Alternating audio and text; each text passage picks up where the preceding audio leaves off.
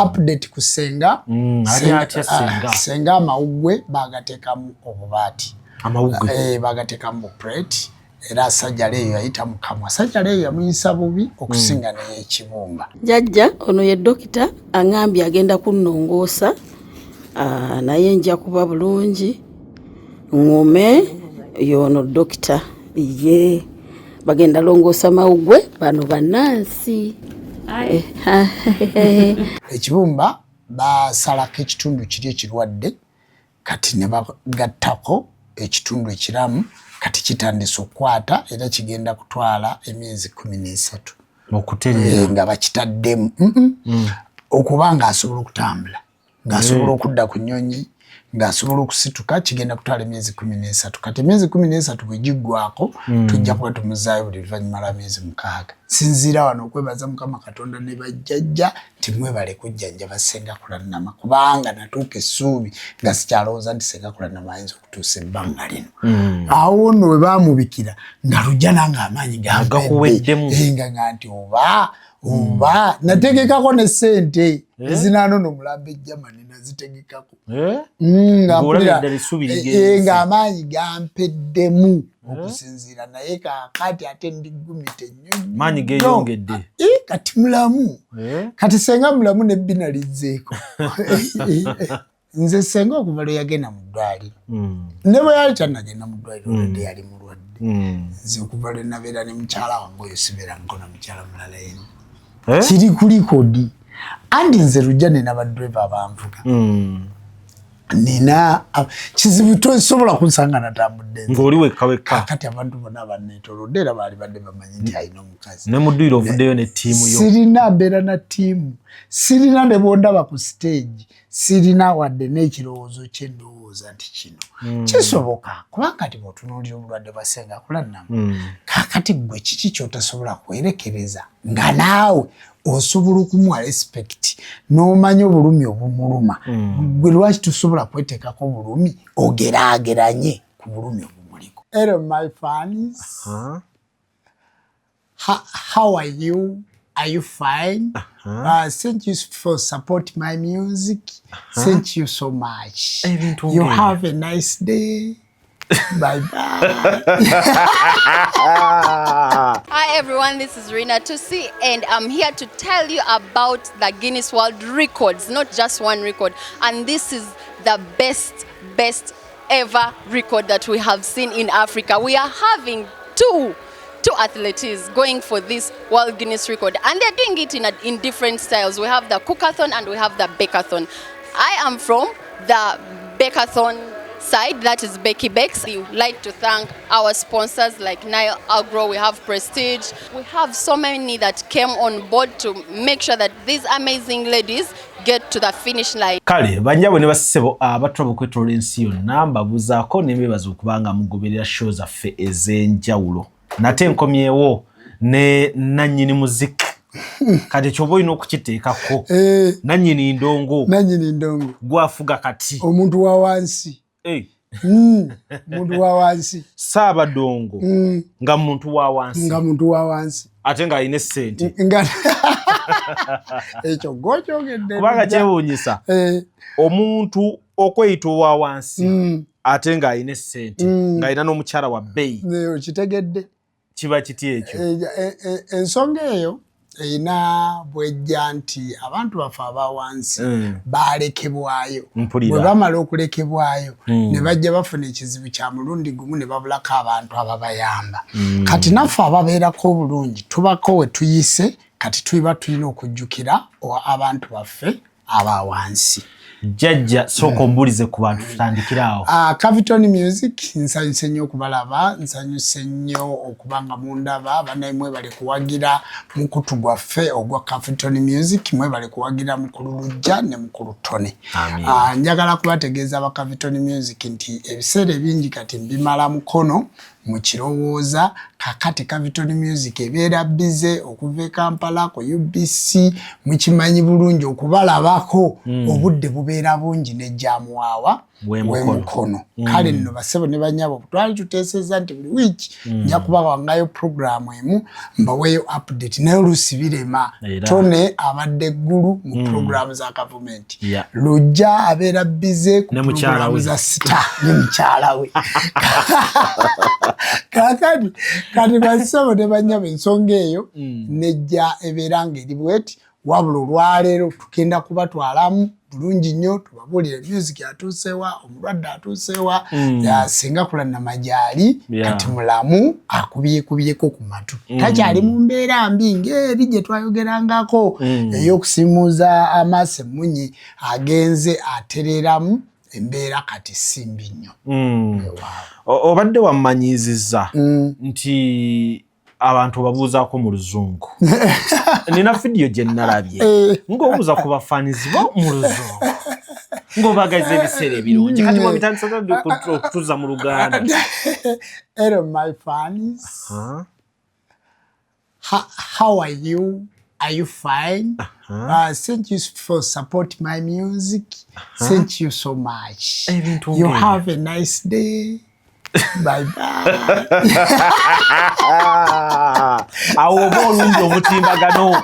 oba omaze obbawa updates. Updates. Nga mmaze okugibawa oluzungu nkyalugerengetanya naye nga nja kuluyiga kubanga ndwetaaga. Tolina bw'oyinza kukola music yono nga tomanyi luzungu. Ebiseera era maneja wange mugamba buli lunaku okusala amagezi nzireyo nsome nsobole okukolera abantu ebintu bye bategeera. Oluzungu oluyigira ku baana bo oba oyita musomesa? Mpita omusomesa nduyigira ku baana naye kati ngenda free ku ssomero era nja kuyita nga ndi mu class ng'osoma nga ndi mu kusoma. Ndwesunga olwo olunaku ng'oli mu kirasi nga ndi mu kirasi nga ndi ku lubaawo nga ndi mu kusoma n'owanika n'omukono miticha. Era singa si bulwadde bwa Ssenga Kulanama singa kati ndi mu kirasi singa yabadde waali singa kati ndi mu kirasi naye obulwadde bwa Ssenga nabwo butukozeemu omulimu. Bwina bwe bwalimesaamu bwina ebintu bingi byayimirira baatataganya wabula update ku Ssenga. Ssenga amawuggwe bagateekamu obubaati bagateekamu bu plate era sajjala eyo yayita mukamwa. Sajjala eyo yamuyisa bubi okusinga n'ey'ekibumba. Ey'ekibumba baasala olubuto naye sajjala eyo okumuyisa obubaati mukamwa balongoosa amawuggwe. Omanyi Ssenga yagenda amawuggwe si malwadde naye jjukira yagenda mwezi gwa January. Kati omwezi gwa January guba mwezi gwa bunnyogovu kati muzira yali mungi.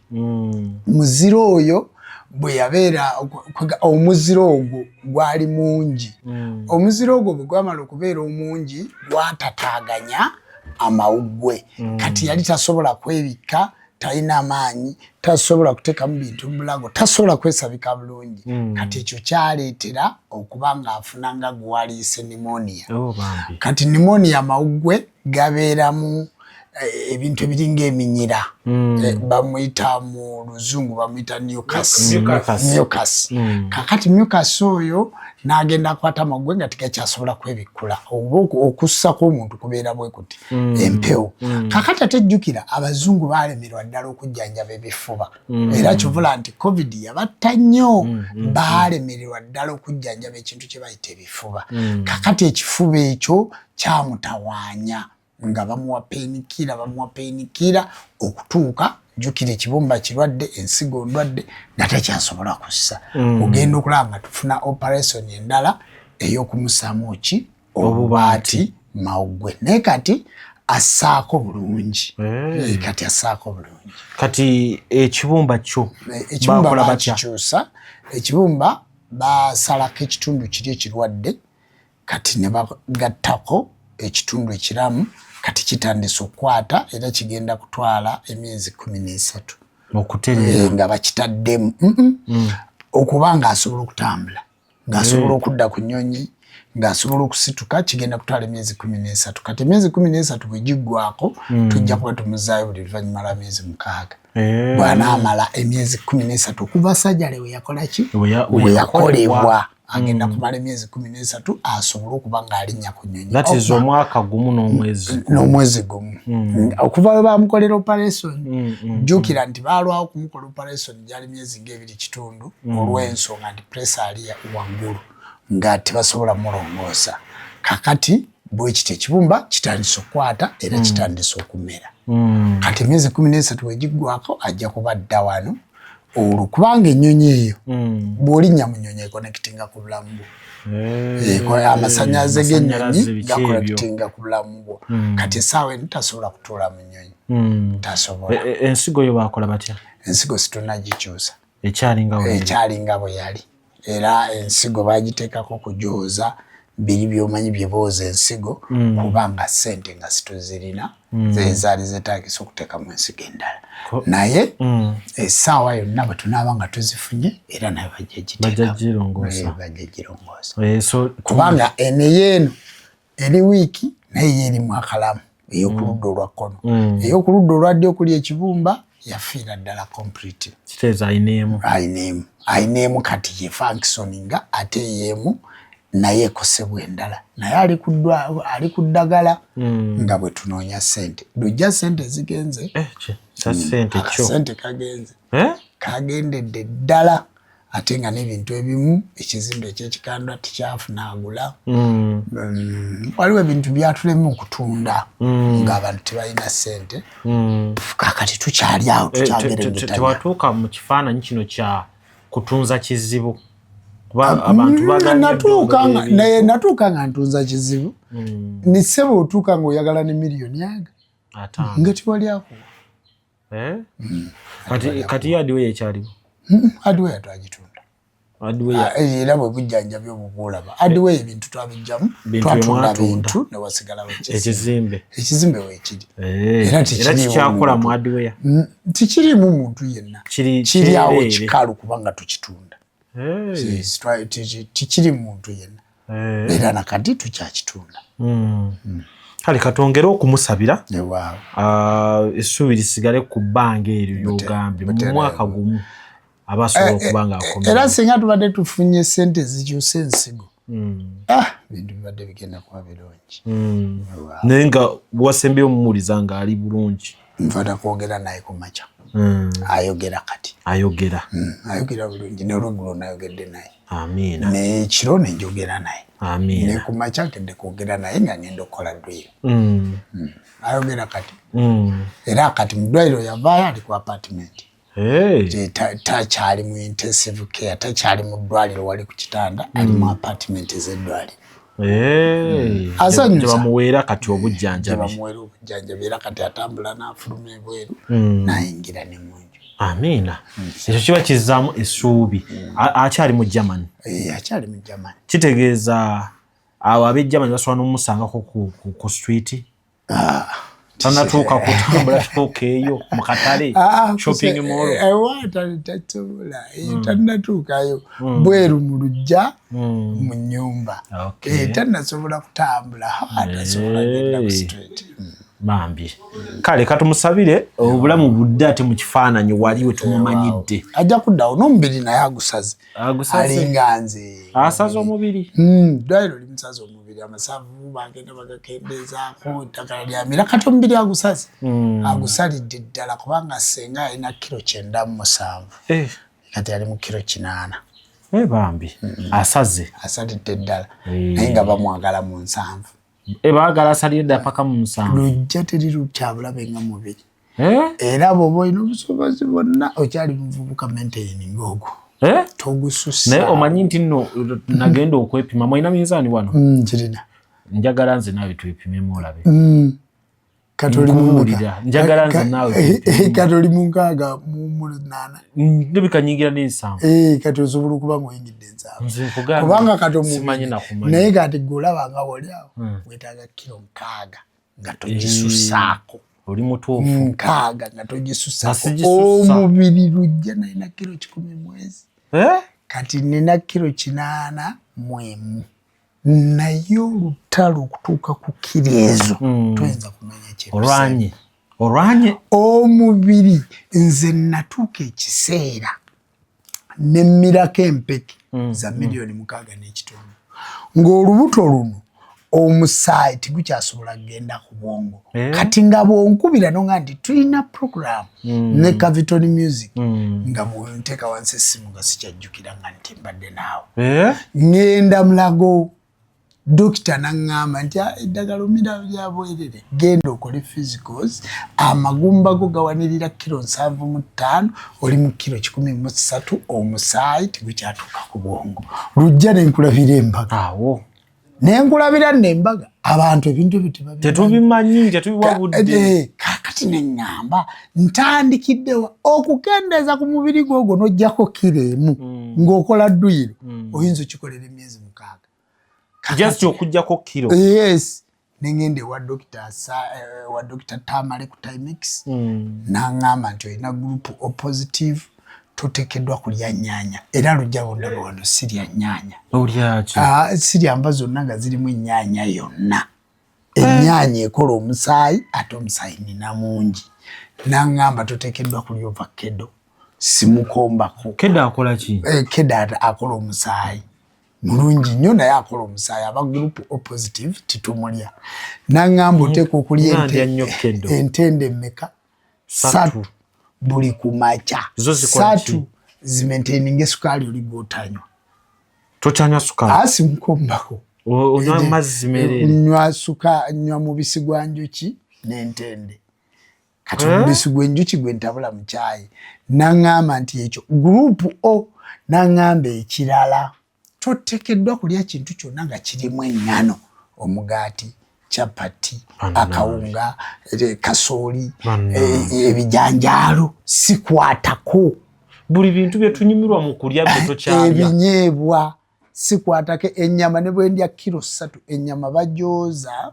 okuva bwe bagikalirira ne bagireeta ne bajooza amazzi agasooka ne bagayiwa ne bawoza ag'okubiri ne bagayiwa ag'okusatu ag'okuna ne balyoka bateekamu karoti simukombako tolya karoti ate karoti ye yali badde alongooseza amaaso naye kati n'amaaso gange gano galaba bagagambye ngateekeko gaalubindi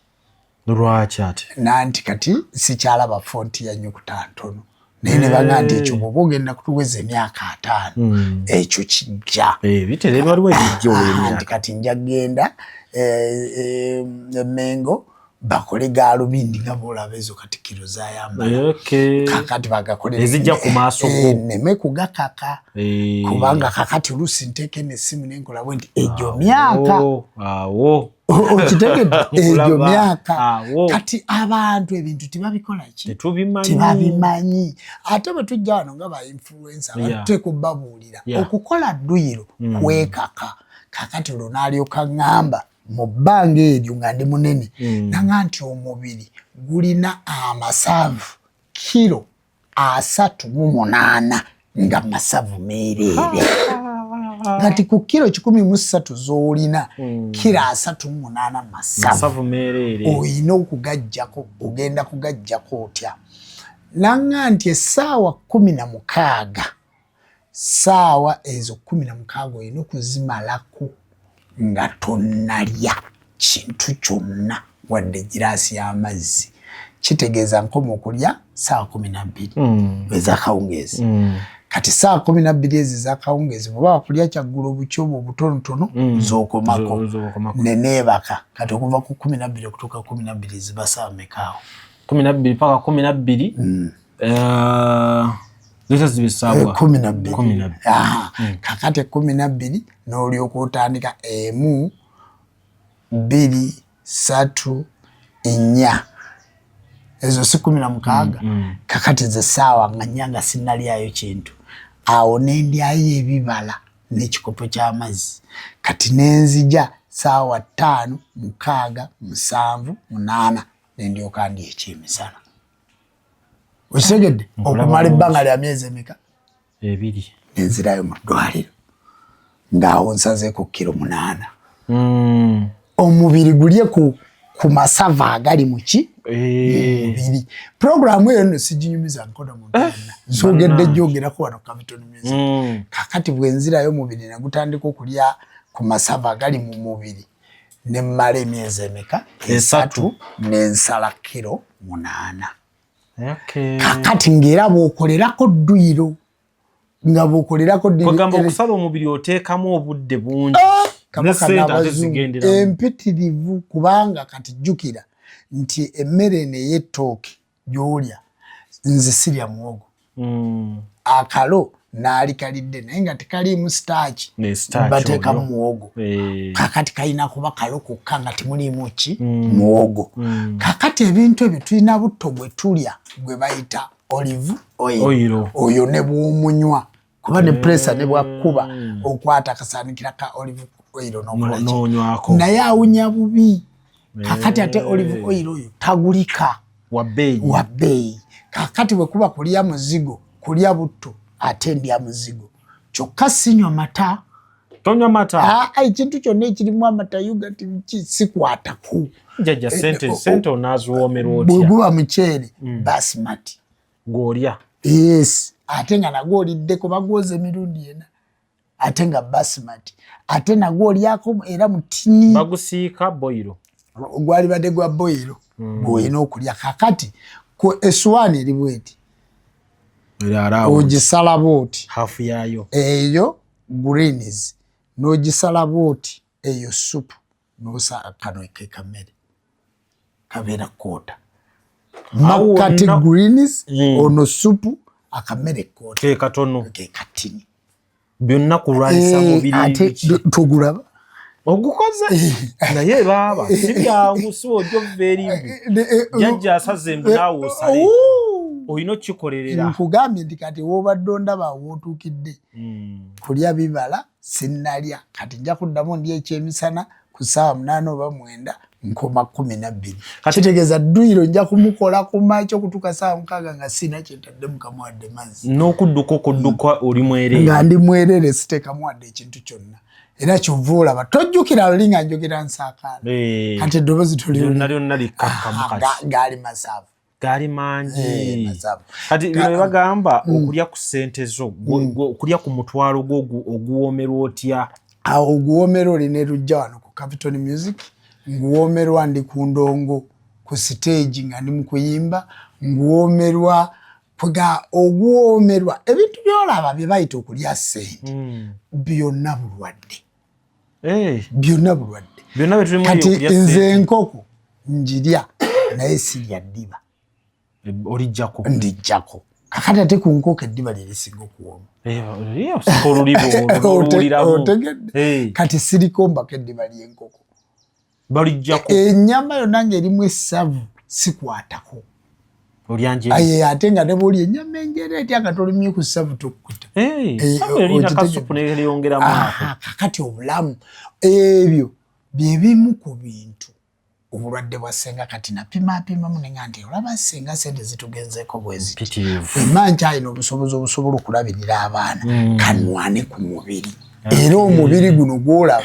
bukozi bassebo ne banyaba abagoberezi ba Capital Music si bukovvu nti mukyala mulwadde si bukovvu nti ndi mwavu wabula omubiri nkola mukole era ku kilo 81 kitegeeza nkyajjira ddala ku kilo 75 kati ndyoke mmanyi engoye nze lujjasi alina lugoye lwenyinza kwambala ziri zomanyi tizikyantuuka n'empeta yange yatuuka ng'evaako era njagala kuddayo bagikole bulungi bagitereze esobole kubanga n'engalo zaakogga gwomu ku basajja abalemezaako empeta bensanga abasinga mubuuza empeta eriwa nti nyiga ng'oli yagijjako nze empeta yange sisobola kugijjako bannaye ne bwe nnaaba neevaamu negwa mu baafu kati nga bwe nga ndyenderera sisobola kufuluma bweru nga sigiina anti kuno kwendabira senga kula nnama ku mpeta bwe bufumbo bwaffe ate waliwo abasajja abagamba mbwe empeta ekooyeka etama etya otuuka n'ogikoowa nga mukazi w'ompozi tomwagala anti kano kabonero akalaga nti oli ne mukyalawo empeta eno ng'ogirina amateeka gaayo toyinza nakwata mukazi mulala ennaku bbere wadde kusemberera ng'olina empeta ya mukazi wo era n'omukazi ne bw'akulaba ng'ojambadde tasobola kubeera naawe kwaba abamanyi jajja abakazi abe Uganda mbu bwalaba empeta nga yeyongerayo ajitya era akubuuza empeta eyo namugandi wa mpeta nze sobola kujjako mpeta yange waliwo oli agiraba n'agamba njagala oyo lujja kangonyumize nze senga okuva lwe yagenda mu ddwaliro ne bwe yali kyannagenda mu ddwaliro olwedde yali mulwadde nze okuva lwe nabeera ne mukyala wange oyo sibeerangako na mukyala mulala yena kiri ku likodi anti nze lujja nina badreva abanvuga nina kizibu tosobola kunsanga natambudde ng'oli wekka kati abantu bonna banneetolodde era baali badde bamanyi nti alina omukazi ne mu ddwaliro ovuddeyo ne ttiimu yo sirina mbeera na ttiimu sirina ne bondaba ku stage sirina wadde n'ekirowoozo kyendowooza nti kino kisoboka kubanga ti bw'otunuulira obulwadde bwa Ssenga Kulannamu kaakati gwe kiki ky'otasobola kwerekereza nga naawe osobola okumuwa respect n'omanya obulumi obumuluma gwe lwaki tosobola kweteekako bulumi ogeraageranye ku bulumi obumuliko wosoboledde obeera n'empeta eyo obadde ogati nalibadde nagijjako abantu bazijjako eri n'omubuuza empeta eri kisobola era bwe mba sigiina mu nju sifuluma tevaako tojjukira lulinga yakwata ebeera muli mu nnyama wadde olugalo lwakende era esalawo kubanga teeka kintu kyanjawulo era bannaaye mubeeko kyemuyigaawo bisoboka empeta yo n'otambula nayo yiye empeta si yaffe abantu bibanyiiza didda bisoboka anti oyo gwe walonda mbangi okubeera ne mukazi wo okubeera n'omwami wo kitegeeza kubaako bye weefiiriza kitegeeza kubaako bye weerekereza amaka si mangu mazibu naye okwo Mukama Katonda kwakupimira nti olina obusobozi obusobola okukulembera banno si mangu ku ludda lw'omwami si mangu ku ludda lw'omukyala tukimanyi bulungi nti abantu tibakolagana naye abantu munkolagana muti kukolagana ne mukuumagana ne muyigaŋŋana kakati ate yo wange ekyenjawulo tibiri byonna twabikola naye ekyenjawulo ate ye muwadde era neebaza Mukama Katonda sinziira wano okwebaza Mukama Katonda ne bajjajja nti mwebale kujjanjaba Ssenga Kulannamu kubanga natuuka essuubi nga sikyalowooza nti Ssenga Kulannamu ayinza okutuusa ebbanga lino awo nno we baamubikira nga lujja nange amaanyi gakuweddemu nga nti oba nategekako ne ssente ezinaanono omulambo ejjamani nazitegekako ng'amaanyi gampeddemu okusinziira naye kaakati ate ndigumite nnyo maanyi geeyongedde kati mulamu kati Ssenga mulamu nebbina lizzeeko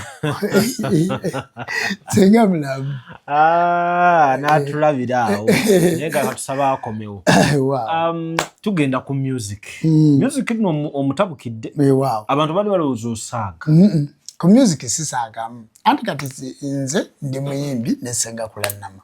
era peegi zaffe twazitambuzanga babiri kakati mu kuwummula kwe mu kulwala kwe mu mbeera gy'alimu ate nze nalina okusigala nga nkutte ettaala era tulina program bagiyita music ddagala tugikola buli lwa Sande okuva ku ssaawa 4 mpaka ssaawa 7 nina ebivulu kumpi kati buli posita ennene gy'omanyi mu Uganda posita eteeka okubeerako Jjumba Lubowa Gawesa buli posita ennene mu Uganda gwe woomanyi wali ekivulu era bassebo ne bannyabo ba Capital Music mbayita ku Kivulu tondeke Kololo ne King Saha mbasaba mujje tuwagire King Saha tondeke Kololo mujje mutuwagire tugenda kubeera eyo ne mbayita ku Kivulu ekyakadongo kamu mu kikadde ekigenda okubeera wano ku Serena Hotel mujje tubeereyo eyo nayo genda yimba ate kakati oyinza okutegeka ekipande n'otateekako Jjumba ataakulaba mu Kivulu ataakulaba yakugaya ate bw'otanteekako katuluba ogenda kukola ki abawagizi mu Uganda bali kuffe nze ngenda okutegeka ekivulu wano ekigenda okusingako emmeeza ennyingi emmeeza ennyingi simanyi bwe zinaalaga konsati yange omwaka ogujja njagalako emmeeza 1,000 nga buli mmeeza yakakadde mmeeza 1,000 zinaabira mu kifo ki oba Nambooli oba wa era bapromota bange Sabula Boss anoonye anoonye wa bagenda okuteeka emmezi 10 abantu mbalina era nze neewunya omuyimbi ateeka ekivulu n'otanteekako kubanga nze nzekka nsobola okuleeta afya bawagizi wooli kakati mu kivulu kiri kyogamba ataakulaba ffe tuteekawo abantu n'omanya nti abantu nga 5 bazze kuwagira Jjumba Lubowa Aligawesa ndi muyimbi aliko amasannyalaze alina omukululo alina abantu emabega wange buntegeka oba otegese ssente abantu bangi era omuntu akyakola posita nga tantaddeeko oba olina ekintu ekinene ekyofiirwa oba tonnamanya oba tonnantegeera ki butegeezi kakati ekivulu ekyo bwe tulanga era nina ekivulu esembabule ngenda kubeerayo ng'ennaku z'omwezi maneja neno kyabimanyi nga 31 mwezi ki ogw'omusanvu nina ekivulu kya Kadeeya Mukasa Kadeeya complete artist Mukasa Kadeeya ali complete alemeddeko complete artist oyo tuli tuti Mukasa Kadeeya nina ekivulu kye ngenda okukola ne Jeffrey Lutaya ne mukyala we Eileen nga 20 ogw'omunaana 25 ngenda kubeera Galaba Nansana kati 22 Masaka 23 Kakuuto omuyimbi ali busy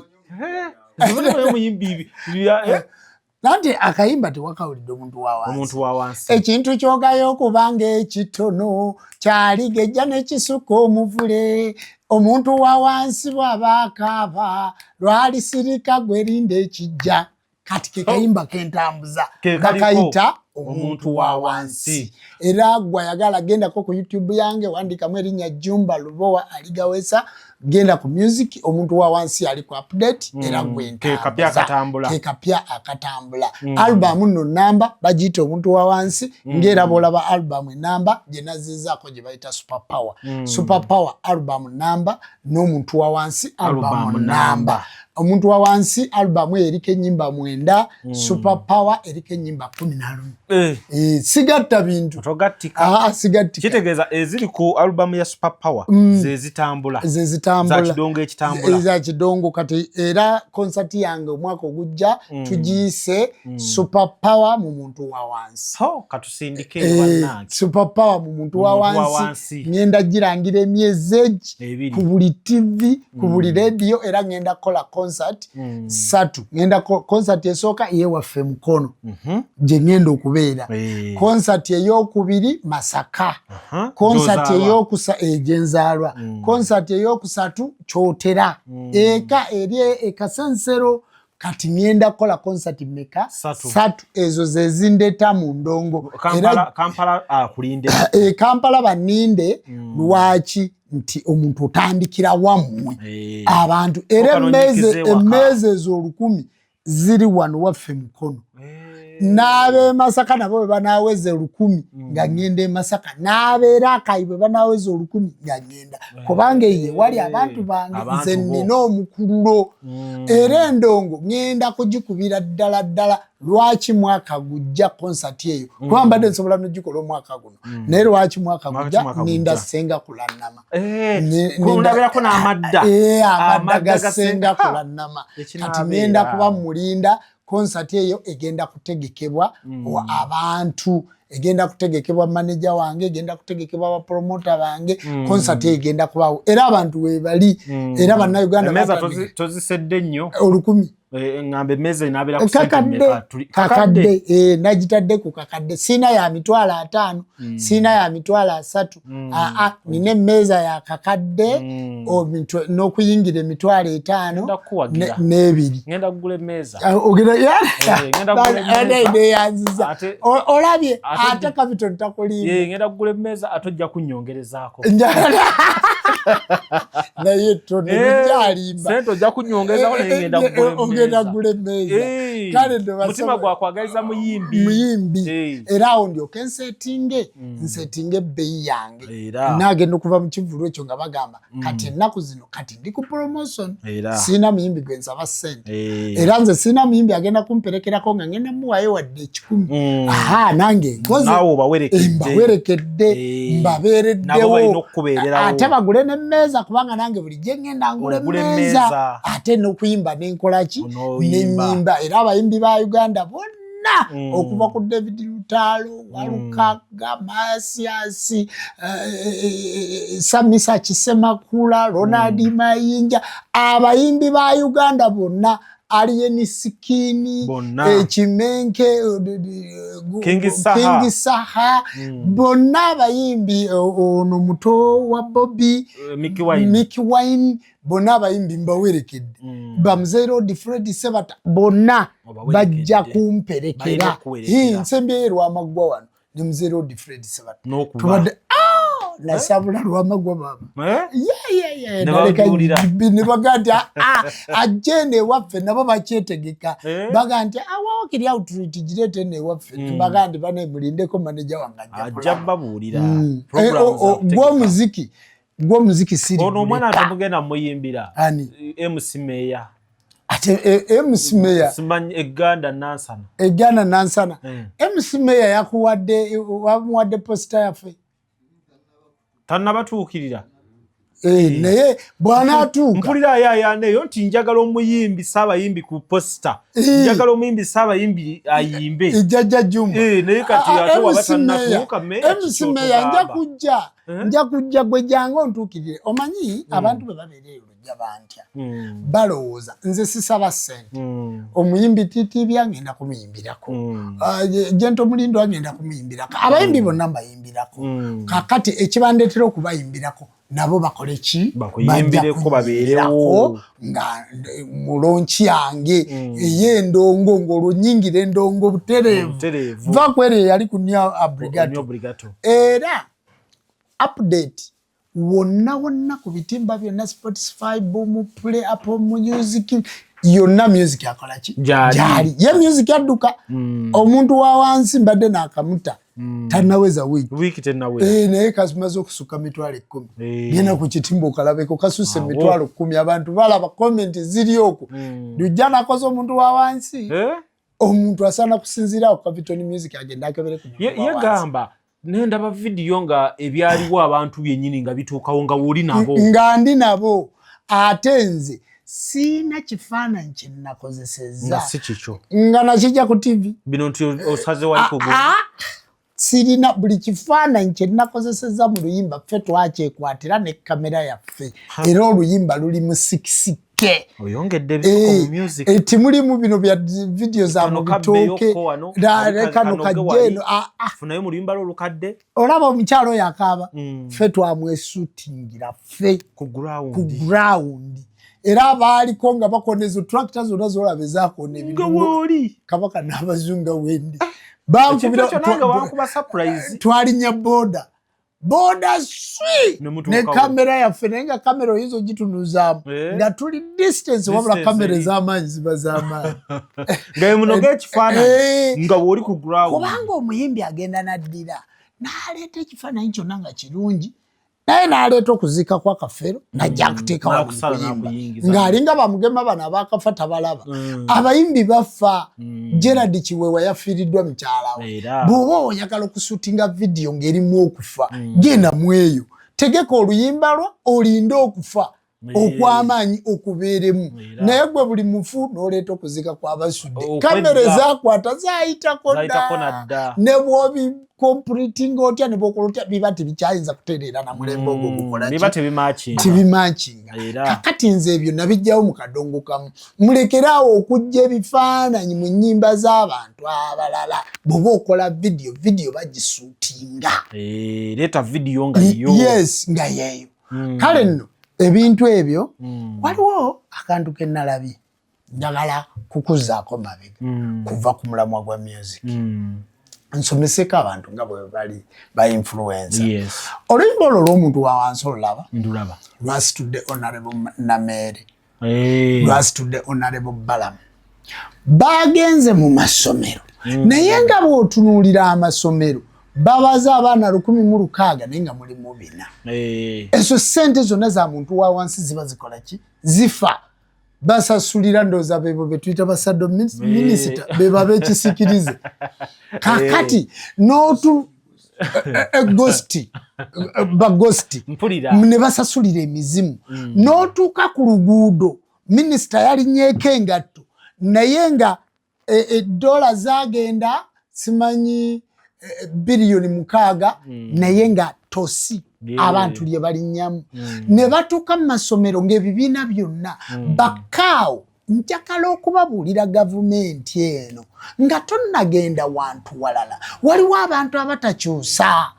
ba permanent secretary nga bo tebabakyusa olukyema si 5 bamulonda member wa parliament bamulonda naye waliwo kye bayita local government nga mmwe ne babaseetulula bwe bati mugenda mu kooti nga mwasoma muli awo mumamidde office mututte ssente z'abantu mmwe musinze okubba bannabyafuzi tebalina ssente ze babbi kubanga ssente zitambulira mu system abo ba local government era bassebo mukwatire ddala kwabo abo be banyigiriza omuntu wa wansi ssente ne bazisindika ku district ne zitakola luguudo ssente ne bazisindika okugombolola ne zitasobola wadde kusima nayikondo kubanga ne zisima nayikondo nga ne kota teweze nga muzibbye nayikondo nekola ki nefa kakati teriyo munnabyafuzi agenda kuyambako bataata be batubba basenga be batubba baganda baffe be batubba bali awo osanga kaawo nga ku district agimazeko emyaka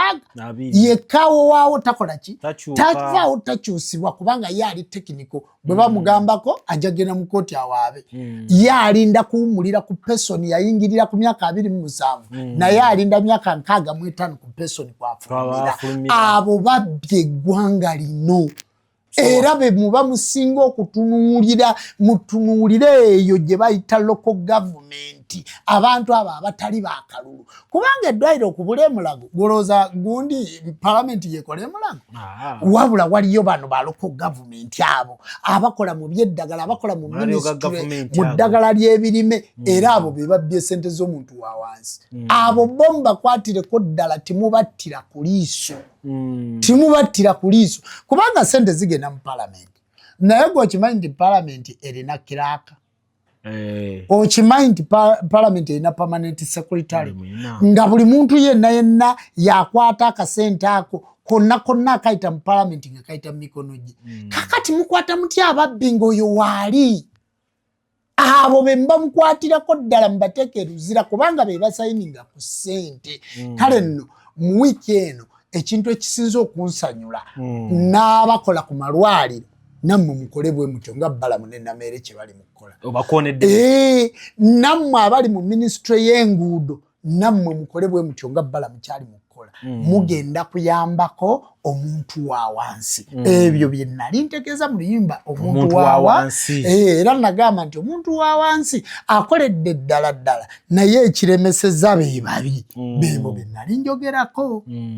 kubanga gwe member wa parliament tugenda kujjako akalulu kaffe otuule gwe president tugenda kujjako akalulu kaffe otuule naye abo abamamidde ebitongole abo tebavaawo bono okulonda tebalonda ne campaign tebakuba bafuna ebifo baamala abo be mbamukwata kaabo so omuntu wa wansi ekyo kye nali ntegeeza kubanga ssente zivaayo waggulu zina pipeline ne zikka naye president tagenda kujja wano atuyolere kasasiro tagenda kujja wano alabe akakuba akakagenda enjerere oba alongoosa oluguudo lw'ennakawuka waliwo abantu abalina system eyo era nsaba mukulu Tony programu yange egende ku UBC bagirabe abo be bantu abatawanye eggwanga ensonga etambule ssebo etambule era nze ngikoneramu etambule buli muntu yenna ali akasente k'omuntu wa wansi nsabye mu mukwate so olajanira Minister Balamu ne Namere naddala eno emukono gy'owangaalira mu Masaka gy'ozaalibwa Emukono wano olabawo baatuweereza ssente nga za kukola luguudo lwali lugenda kuyita mu kikaawo engabana bwe yalema disitulikiti y'Emukono yazzaayo ssente ne bazeetika ne bazizaayo era nti bajeti bweggwako nga ssente temuzikozesezza mulina okuzisitula muzizeeyo mu ggwanika lyaki engabana bwegana naye ebizibu bye tulina mu Uganda waali baddewo disitulikiti ezaayo ssente yaali baddewo lujja kakati nsaba minisita Balamu Emukono mukeere bukeezi nsaba b'oluva Bulambuli oluva Mbale mujje mutuukeko n'Emukono bwe muva Emukono muwolekere ewaffe Masaka bwe muva Masaka muwolekere ekyotera kubanga nammere yewammwe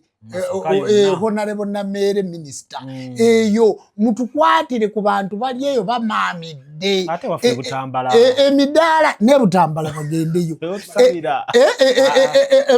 Mayuga so katuleka Butambala bagendeyo kubanga kankubuulire olaba ekyotera oluguudo olwo baali badde balukoze naye omuntu n'ova wano n'ogenda ekasensero ekkubo werikoma ku mwalo okwo noddira ate omwalo ate emidaala gy'abantu gyonna n'ogimenya obudaala bw'abawejjere bwonna mubumenye namwandu mwabadde ajja 10 okulya amazima Uganda ebadde ennungi laba ate tuzze mu ntalo lwaki tuddayo ku byayita bibi ebyo byebiri mu luyimba omuntu wa wansi lwero oluyimba lw'omuntu wa wansi lwe twogerako era mu music era nina n'akayimba akalala kendeeta akayimba kano kagenda eri wajjajjaffe Mugema Paulo Kafero yayimba naga nti mu bika by'Abaganda nsibuka mu kyajjajja wange Mugema bwe ndibeera mu tulo ndigenda mu Mukonkone nzikiriza taboola bantu bakika okitegedde ye Paulo Kafero naye Paulo Kafero bukyafa dyeni ezivuddeyo ebintu byonna bikoleddwa ab'enkima muliwa basirise ab'enkima muliwa ako ke kayimba saabadde na wakata naye ngenda kata mangu ab'enkima muliriddawa mu nsonga za Paulo Kafero bamulekwa bano tukoze tutya ab'enkima bwe ziba dyeni eziganye nga Jumba yazaala abaana 17 n'agenda n'akola dyeni abaana bali 19 n'akola dyeni n'asigaza abaana 17 abaana abo nze nasobola okitegeka naye abaana ba Kafeero bano bwe baati balina gye balaga kiki kye tuyinza okukola ng'ab'enkima situsobola kugula ttaka ne tuteekako abaana bano bwe basobola okuziikibwa ne tuteekako abaana bano ne tubateerako amaka bwe basinziira gavumenti abayimbi titusobola kugula ttaka ne tukwata bano bonna bamulekwa ba Kafeero abaana ne tubalekayo ku kijja ekyebukunja bano abalala bonna ne tubako tubategekera nti mujja kuziika wano era wano gana amakawo munaayanjulira era wano ne bwe zibeera yiikanya ziba tezibamala situsobola kukuŋŋaanya ssente zisobola kukola ku bintu bya Kafeero ne biva mu mawulire ne tumanya nti bali abaana omusaayi gwe balaga bali bukunja nabano abajjira ku mugongo nga sitawata bayekka nabo tubaletegekedde wano baatagobanga mulamu titusobola kukikola abaana bano tabagobaganya bugobaganya abasigadde mu bbanga ab'enkima muliwa jjajjange Mugema oliwa jjajja Jumba ebunjako muliriddawa abakulu b'ekika ky'enkima kati nno obutabatuukako bulungi nakubye luyimba basobola obubaka obulimu kuyamba ku nsonga za Kafeero ng'ab'ekika kubanga yasobola okwogera nti mu bika by'Abaganda nsibuka mu kyajjajja wange Mugema wadde ndibeera ndigenda mu Mukonkone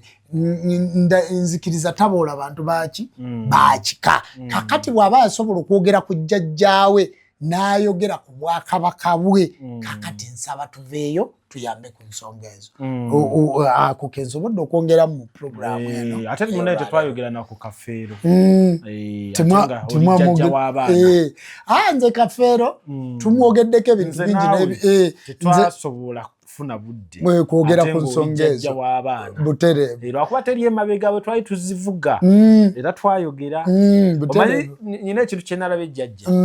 bw'okola ekituufu kibeerawo ebbanga lyonna butereevu twatuuse ensonga z'akafeero okukomawo ng'oluusi tekinneetaagisa na kuddayo okukola ku nsonga ezo nga weetaaga laba bye nnakola butereevu kubanga twali twayogera ku bintu bingi nnyo nanoonya abantu bangi butereevu nga weetaaga olabe ku biri omanye lwaki biriwo ebiti butereevu abaana bali bagamba okuddamu olumbe olwakafeero kiba kituufu munono olumbe okuluddamu bayinza obutasobola kuluddamu lwaki nti kati batunuulira omwana omusika ono ne bagamba nti si mwana wa kafeero kaakati bwe bamala nti omusika eyasika si mwana wa kafeero basobola okuddamu ne balonda omusika naye bayinza obutaddamu lumbe bayinza beerondamu kwabo abaliwo ne beerondamu omusika kaakati omusika oli eri gwe baali basikisizza bwe obutaleeta kavuyo ne betuzimba eno ne tubaleeta eno n'asikira bano asigala musika w'abali abaaboolebwa kati bano ne bafuna ono gwe bagaa nti aline mu kiraamu kubanga nali nategeerako nti balina n'olumbe nga 11 omwezi guno ogw'omusanvu be lw'omukaaga oluwedde kati nendowooza ggwe nga munnakyaggwe oba olumbe walulibadde namu naye luleka terwabadde olumbe saalubaddemu era terwabaddemu ebintu byakafeero binyiiza birimu ebintu bingi naye twasooka ntubirekawo bwe tutyo nga sita kubanga yayogera ebintu bingi naye twasooka ntubirekawo nga bwe bikola ki nga bwe biri wabula ngamba abaana ba kafeero ababe n'abatali babe mukakane mu kukakana n'enkoola buli gwe kikwatako mu gavumenti kubanga abeera ebbalamu gwe kyogamba nti ebbalamu talina sente zisobola gulayiikanya asobola we yakoledde ebintu bya DNA ate neggwanga lirimu sente zibigwa bitalaze mweziri nyingi nnyo abo abasajja baateeka ettaffaali ku Uganda naffe lujja teri agenda tulangirira mu bazira nga tuli balamu bagenda tulangirira mu bazira nga tufudde kubanga teri gwe bayita muzira nga muki nga mulamu naye abantu baligatta kubanga kati mu kaseera kano nina vidiyo enkole nkaaga munnya nina ennyimba enkole eziri waggulu ku mikutu eza audio 126 kakati kitegeeza nti ku buyimbi bw'eggwanga nina engule nina engule Independent Music Award eya Africa nze njirina kati kitegeeza nti ku music mu Uganda nina ettaffaali lyenkozeki lingatteko era bwe ndiba nfudde aba music bajja kuvaayo nti wane ennaku omwenda zengenda okumala ku nsi aba music bajja kutwala ezaabwe n'abo bujjajja nabo batwale ki ezaabwe kubanga ekintu kino tukikoleredde basabo ne banyabo mulaba twogera ku Ssengakulannama tetuva mu mawulire kubanga yakolera eggwanga lino Ssengakulannama yakola ebintu bingi byakoledde ensi eno nti kakati alina okusigalawo nga baawa amwogerera wadde ye tali mu mawulire naye ffe tulina okusigalawo nga twogera ku linnya Kulannama kuba Kulannama toyinza mujja ku ttaffaali lya Uganda akoze ate ne mu music wa Uganda era Ssengakulannama toyinza kumujja mu lwaki nti yakola oluyimba abakyala babbeeyi abakyala b'amaanyi buli kimu kyonna kiba ku mukyala oluyimba olwo baluyita abakyala buli lunaku lw'abakyala tewaliwo TV etakuba luyimba kakati Ssengakulannama naye alina hit eyo nze Ssengakulannama yampa Douglas era go Douglas mumanyira ku Ssengakulannama era yakwata video ye eyasooka kakati toyinza kwogera ku music n'obuuka Ssengakulannama tosobola kubanga alina ebintu bye bakola bye bataddeyo kiringa bw'oyogera ku music wa Uganda n'obuuka Dr. T kumpi hit eziri mu Uganda bwe ziba 215 years one enyimba ez'amakulu era ennyimba zonna ezaleeta basita ababandi zonna nnyimba za Dr. T kakati Dr. T toyinza mukolaki mubuuka n'omubuuka waliwo n'abantu abalala bangi botayinza kubuuka oyinza okuleeta emizannyo gya Uganda n'obuuka Rosias Matovu Joy osobola okubuuka Ssenkubuge Siasa kakati waliwo abantu abazze nga bakola ebintu bino kulikayo wawerekedde omwana omuwala maama wa Fina Masanyalaze tewasobodde Fina Masanyalaze ali awo ku UBC ali kumpi nammwe akola mu kitongole ku National Theatre bannaye basebo ne banyabo kitalo nnyo ekya maama wa Star waffe Fiina Mugerwa Masanyalaze bana ekitalo nnyo kitalo ddala saasobodde nabadde nina emikolo gya bujjajja gimpuuba saasobodde kubeerayo n'ekitalo nnyo lumbe lwabadde kawaalaawo oba baziise Wakiso bana ekitalo nnyo Fiina Masanyalaze kitalo nnyo kitalo ddala amukwano gw'Ejjumba Lubowa gawesa akubagizaako omanyi nti nno kyenalabye ku Fiina oyo n'abalala nti maama w'omuntu ne waafa ku myaka 8 asigala lumayo omu ng'ono afudde ku myaka 9 nkugambye n'ekyenda kisigala kikuluma kakati ate abaana abawala balumwa nnyo bamaama kubanga maama kyayitamu mu kumuzaala naye aba yakiyitamu ng'akola ki ng'azaala ate walabye Fiina Masanyalaze ne maama babadde nga bisente bya kkumi nga bafaanagana okukamala yazirise byamuweddeko yazirise mu kuziika tayinza butazirika Fiina Masanyalaze abadde ayagala nnyo maama we kitalo nnyo kitalo ddala tukusasiddeko mukadde Fiina Masanyalaze era nja kunoonyaako awo ku National Theatre bakiyita kukubagiza nzije nkukubagizeeko ku lwa maama era yewaawo kibi kale kakati nga tumaliriza nawe wenyini obubaka mu nnyimba zo ennyimba ezimu tusubire nti mubeeramu obubaka obukukwatako ng'omuntu gwe wenyini nkoze ennyimba nyingi kakati ng'oluyimba lwonna Super Power obona bubaka bwange bukwata ku nze era bw'owulira oluyimba olwa Super Power kumpi neeyogerako nze Jjumba Super Power balangira abalya mmere Kasamitala ndi munene atanjagala simwagala gwe bayambe tonnalaba si balungi abalya mmere baseka nnyo baseka mpewo nga munda mu bbo yeddunda yakola mitima yatukweka ensolo ezirya bantu abo tebannalaba gundi tyannyo omulya mmere gwe seka nabo mulye n'enkoko gwe lwolifa balinywa bbiya nze nkizudde ndi mugezi n'asirise tiyejjusa Oli mugezi katate nyina kenkwagalako kaliko wagamba nkunkumuke munonye munandaba nkunkumuke gye munayita obanga kinnamunungu ogenda osuula amaggwa kale nkubulya paati yanyumira mu luyimbo yeyo okumuke nkumuke gye munayita kuba ngenda lidaba abantu awo nga tebamanya ni gwe badiringa naye tebakumanyi butereevu kakati abantu si balungi kati obwo bubaka bwange bwa ku mutima gwange ate bw'otunulira mu luyimba luno omuntu wa wansi ekintu kyogayo okubanga ekitono lujja baakugaya nze bangaya kati ekintu kyogayo okubanga ekitono kyaligejja ne kisukka omuvule kubanga waliwo gw'otuukako nga toyinza gukwata n'ogumalayo omuntu wa wansi bw'aba akaaba lwalisirika osobola okuba omuntu ng'akaaba naye bw'asirika ne bakusamba tukyuka nodde ne bakuba omuntu atuuka neyeebuuza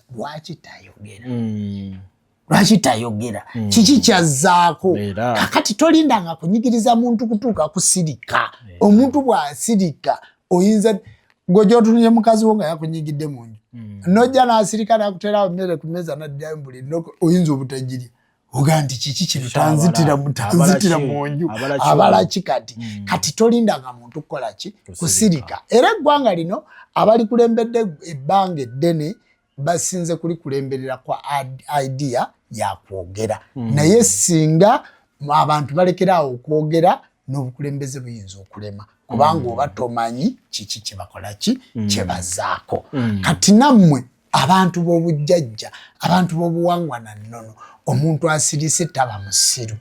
asirise tiyejjusa muleke kwogera bintu bitakola ki bitasoboka ebyo byonna wadde nga ndi muyimbi wadde nga nkoze dduyiro wadde ndi bawasenga kulannama naye professional yange ndi musawo wa kinansi era ndi musajja musamize nkolera mukono gyenkolera ye wali ensonga zange ez'obuwangwa n'ennono bw'otuuka wali eseeta oviiramu wali ku kidde namiryango nebagamba ntwale wajjajja Jjumba Lubowa aligawesa nojja tutereze ensonga z'obujjajja bw'otuuka wali emukono bw'avudde ejjinja luddawa tuuka ku Bishop stage bagamba ntwale wajjajja Jjumba Lubowa aligawesa ogenda kusanga tukulinze okuva ku ssaawa 3 ez'okumakya mpaka ssaawa 12 mbeera ku mirimu gyammwe, okuva ku ssaawa 1 ey'ekiro mpaka 1 ey'okumakya mbeera mu ndongo yange wempummulira awo, era bwe mmala 12 oba ngenda Masaka nga ntuula mu mmotoka n'ebikaka bulangiti kange nga bantwala gye ngenda okukola performance. Bw'ompita ku ssaawa 3 nti ogenda kuyimba ssaawa 3 ssaawa 2 mbaawo emabega wa Saike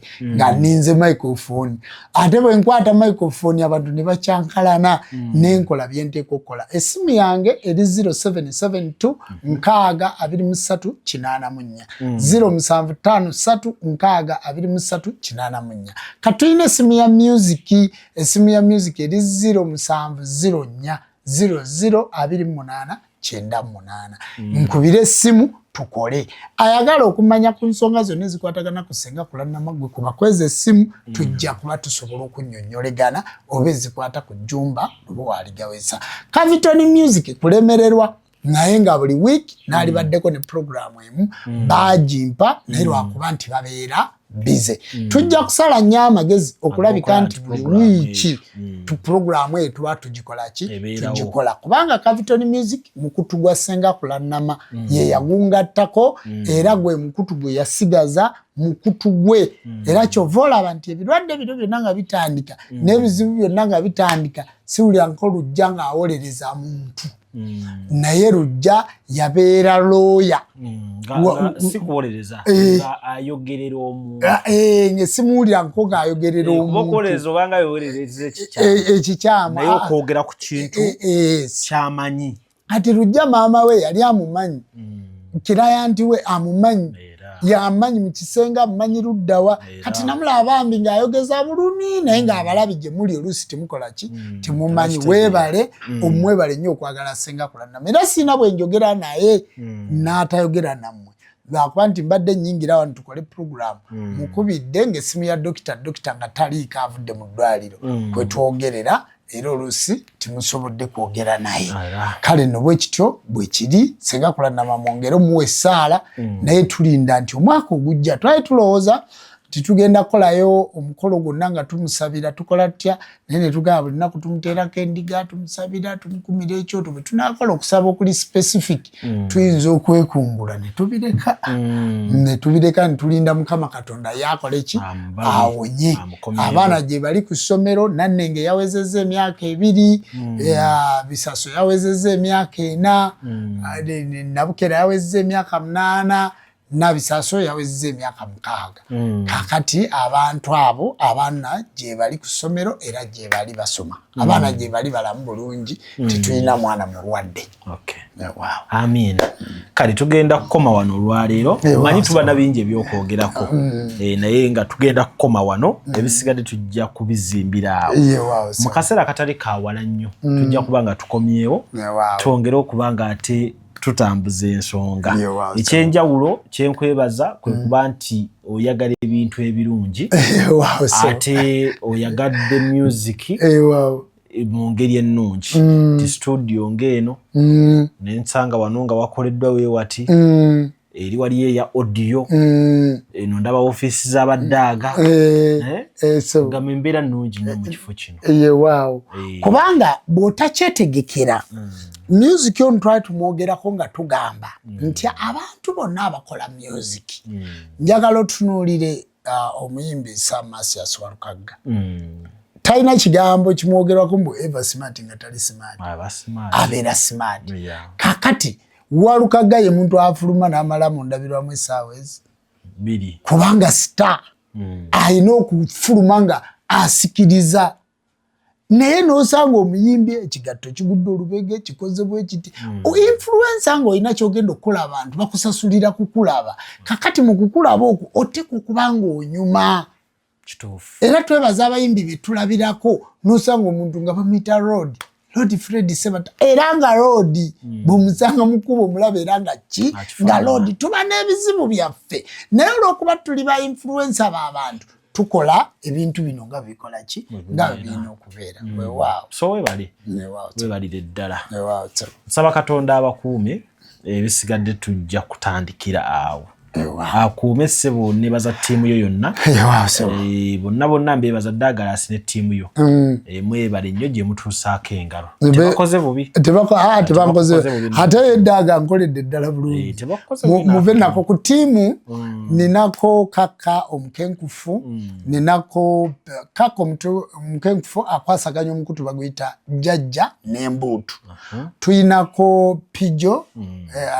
Alex Lwetutte yakwataganya omukutu gwe bayita SK7 Media tuyinako Morgan ne mukulu Kamoga be bakwasaganya Ennono TV. Kaka tuyinako Sedo yakwasaganya omukutu Jumba Lubowa Aligaweesa era oli yakwasaganya program Music Ddagala kaka tuyinako Morgan kakati tuyinako Sabula Boss promoter yakwasaganya music okutuuka eyo yonna wansi kakati tuyinako Fiction Douglas ye manager w'omuyimbi toyina kintu kyonna kyokola na muyimbi nga manager Douglas takoze eki era eyo na gyondaba ku TV gyolaba obuyimba bwange manager Douglas yakwataganya era ya leadinga team eyo yonna nga bwogirabye kakati abayimbi bonna ekibasumbuwa butawuliziganya na bamanager baabwe teri muyimbi asobola kuba w'amaanyi nga manager out mukwansa so kikulu nnyo ekyo mweba nitambuliza wamu Douglas akozemu omulimu naye naye wamukolamu omulimu gwenzikiriza obulungi ekyo gw'okyogedde ye yakola munze nze sinnamukolamu naye katuli